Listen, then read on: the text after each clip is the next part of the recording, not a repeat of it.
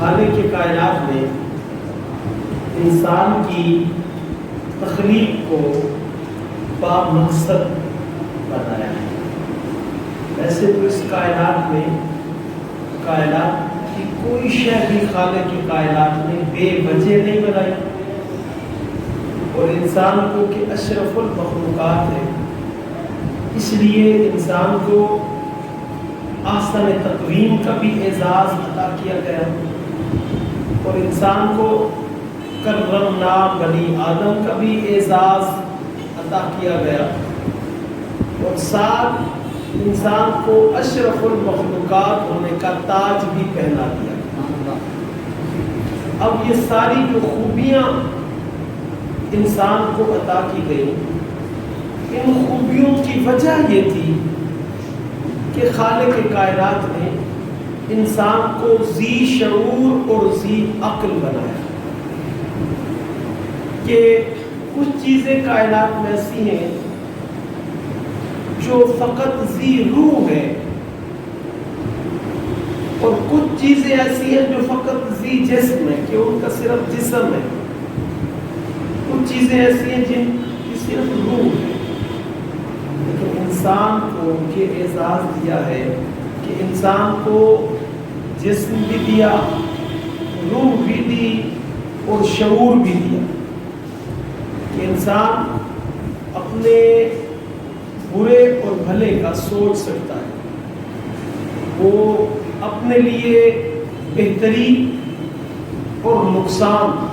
دونوں کے بارے میں سوچ سکتا ہے، کیونکہ جو چیزیں ذی شعور نہیں ہیں وہ اپنے بارے میں اپنے بھلے یا نقصان کا نہیں سوچ سکتا، لیکن جو ذی شعور انسان ہے وہ اپنے اچھے اور برے کی تمیز رکھتا ہے، اچھے اور برے کا شعور رکھتا ہے، اور نفع اور نقصان کا حساب رکھتا ہے۔ تو آج کا دن انسان کے لیے بڑی اہمیت کا دن ہے، کہ آج کے دن کو یوم انعام کہا گیا، کہ آج گزشتہ ایک ماہ جو رمضان المبارک میں انسان نے عبادات کی ہے، ان عبادتوں پر ملنے والے اجر اور انعام کا دن آج ہے۔ اور ہم میں سے اکثر اس بات سے غافل ہو جاتے ہیں کہ جب مہینے بھر کی عبادات کر لیتے ہیں اور جس دن ان عبادتوں پر اجر ملنا ہوتا ہے، اس دن وہ جس ذات سے اجر لینا ہے اس ذات سے اپنا تعلق ہی توڑ لیتے ہیں۔ وہ یکسر رب ذوالجلال کی جلالت کو بھول جاتے ہیں، اور ایک عام طور پر ذہنوں میں یہ خیال آ جاتا ہے کہ عید والے دن ہر کام کی چھوٹ ہوتی ہے۔ انسان اس دن جتنی نافرمانیاں کر لے، انسان اس دن جتنا خالق کے کائنات کا باقی بن جائے، تو شاید اس دن کوئی انسان پر چیک اینڈ بیلنس نہیں ہوتا، اس دن انسان سے کوئی جو ہے اسے دیکھنے والا نہیں ہوتا۔ تو یہ ہماری بہت بڑی غلطی ہے، کیونکہ عید کے دن کو یوم انعام کہا گیا، اور پچھلے مہینے بھر کی عبادتوں کے اجر اور عبادتوں پر ملنے والی باری تعالیٰ کی بارگاہ سے جو انعامات ہیں وہ تو آج حاصل کرتے۔ تو یہ تو اس طرح سے ہو گیا کہ ایک مزدور نے پورا مہینہ مزدوری کی، پورا مہینہ مزدوری کرنے کے بعد جس دن اسے وہ مزدوری ملنی تھی اس دن اس نے مالک سے جھگڑا کر دیا، مالک کے آگے بغاوت کر دی۔ اس کا نقصان کیا ہوا کہ اس کی مہینے بھر کی محنت جو ہے وہ ضائع ہو، اس کی مزدوری جو ہے وہ اسے نہ مل سکی۔ تو عید کا دن بھی اس اعتبار سے بڑی اہمیت کا دن ہوتا ہے کہ اس دن پورے مہینے کی عبادتوں پر خالق کی طرف سے انعام ملنا. اور وہ انعام کس صورت میں ہوتا ہے؟ ایک حدیث روایت کا ہے کہ جب بندے اپنے گھروں سے عید کی نماز کے لیے نکلتے ہیں تو ان کے گھروں سے جہاں انہوں نے عید پڑھنی ہوتی ہے اس مقام تک دونوں اطراف میں اللہ تبارک و تعالیٰ فرشتوں کی قطاریں کھڑی کر دیتے ہیں. اور جب وہ بندے جنہوں نے مہینہ بھر رب کو راضی کیا، روزے سے، تراویح سے، قرآن سے، صدقات و خیرات سے، سال و اوتار سے، جنہوں نے رب کو راضی کیا، تو ان کے گھروں سے ان کی عید کی نماز پڑھنے والی جگہ تک دونوں سائڈوں پہ فرشتے کھڑے ہوتے ہیں اور وہ اللہ تبارک و تعالیٰ کی بارگاہ سے رحمتوں کے پھول لے کر آتے ہیں، مغفرتوں کے تحفے لے کے آتے ہیں اور برکتوں کے انعام لے کے آتے ہیں اور دعاؤں کی سوغات لے کے آتے. اب بندہ اپنے گھر سے نکلا عید پڑھنے کے لیے اور اس کے گھر اور عید والی جگہ کے رستے پہ فرشتے اس کا استقبال کر رہے، اس کو مبارک دے رہے، اس کے لیے دعائیں کر رہے، اس کے لیے خالق کے کائنات کی بارگاہ سے مغفرت کے تحفے لے کر اسے پیش کر رہے، اس پر رحمتوں کے پھول نچھاور کر رہے، اس پر برکتوں کے انعامات عطا کر رہے. تو یہ سلسلہ اس عید کے دن شام تک جاری رہتا ہے، غروب آفتاب تک جاری رہتا ہے کہ فرشتے اس کی گزشتہ ایک ماہ کی عبادتوں پر اسے اجر و ثواب کے تحفے دیتے رہتے ہیں. اور عید کیونکہ جتنی بھی قومیں کسی بھی دور میں اس معاشرے میں جنہوں نے جنم لیا،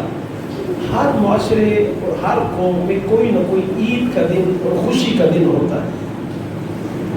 لیکن حضور نبی کریم صلی اللہ علیہ وسلم نے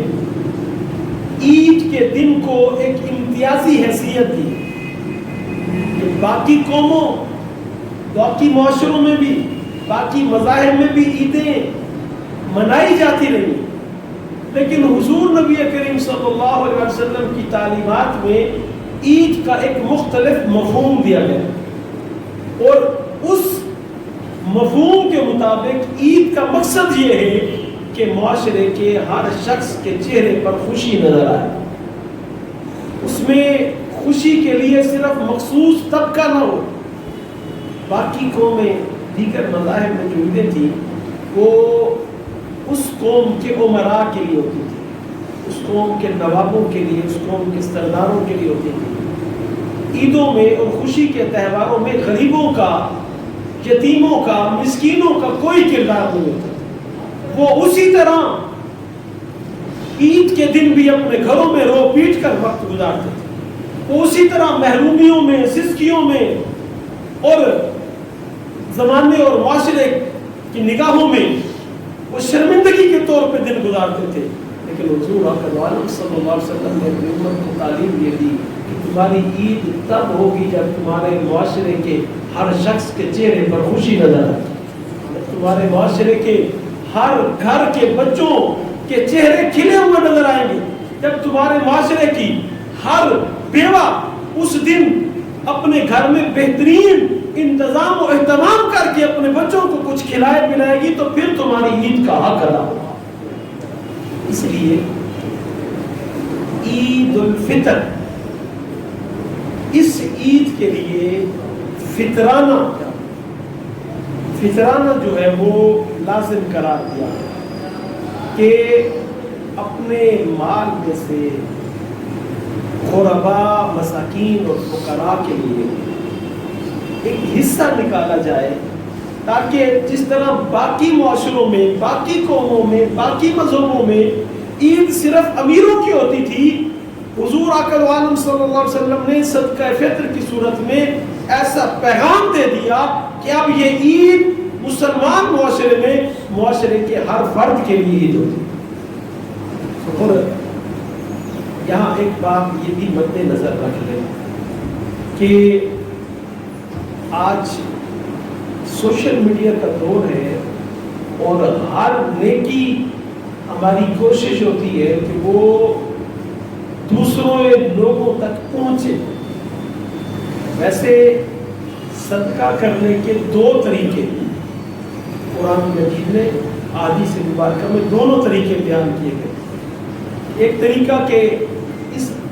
سیدھے ہاتھ سے کرو تو دائیں ہاتھ کو بھی پتہ نہ چلے، خفیہ. اور ایک طریقہ اعلانیہ تاکہ دوسروں میں بھی ذوق اور شوق پیدا ہو. لیکن اس میں افضل طریقہ جو ہے وہ خفیہ ہے کہ نیکی اس طرح سے کرو کہ تمہارے اپنے بھی ایک ہاتھ سے اگر کر رہے ہو نا دوسرے ہاتھ کو بھی پتہ نہ چلے.